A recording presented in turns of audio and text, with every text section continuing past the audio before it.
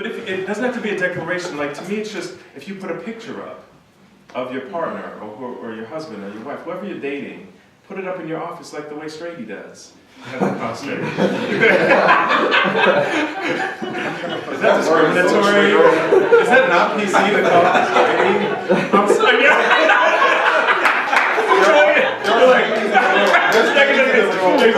You have Strady allies. You have Strady allies. So, but to me, I'm like, you know, if you want to flaunt your privilege like that, I'm going to flaunt my equal privilege of being who I am and standing in my truth. And when you ask the questions, I'll tell you the truth. But I can't cover that up anymore. Because it's detrimental to me and my spirit.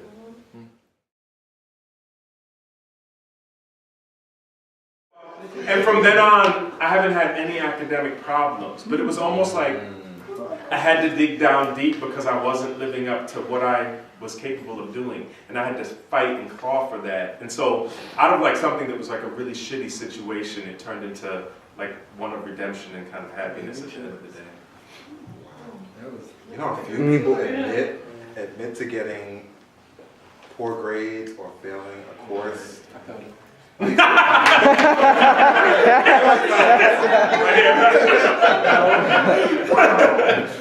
That makes me feel bad. I don't know about the rest of y'all, but if he...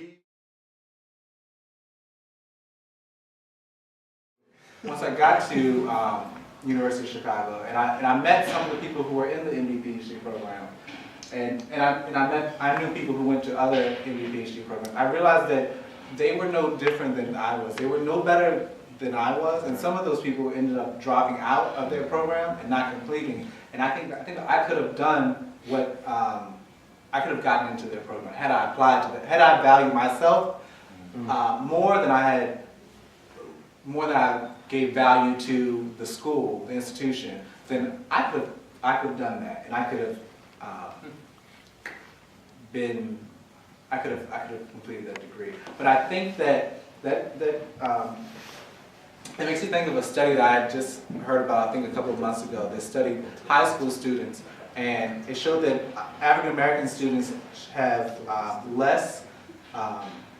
they go to less high-ranked schools on average, not because they can't succeed in those high-ranking schools, but because they don't apply to those high-ranking schools. So they put more value in the school and what the idea of the school is, and they put value in themselves. So it's about, I think it's about self-confidence and knowing that you're better than you are.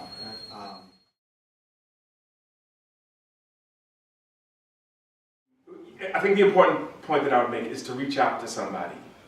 Because a lot of times we suffer in silence, especially with our failures. And we'll go and we'll drink, we'll have sex, we'll gamble, we'll go out to the club and get cocktails, we'll do whatever. We'll kiki with our friends, but we won't like say, hey, like I'm really struggling, I need you to lift me up. And so find that person that's going to be able to do that and ask them. Because if you don't, then nobody knows you're in trouble. And nobody knows that you need help, and then nobody can help you. And so once they know that they can help you, then they'll fill your spirit.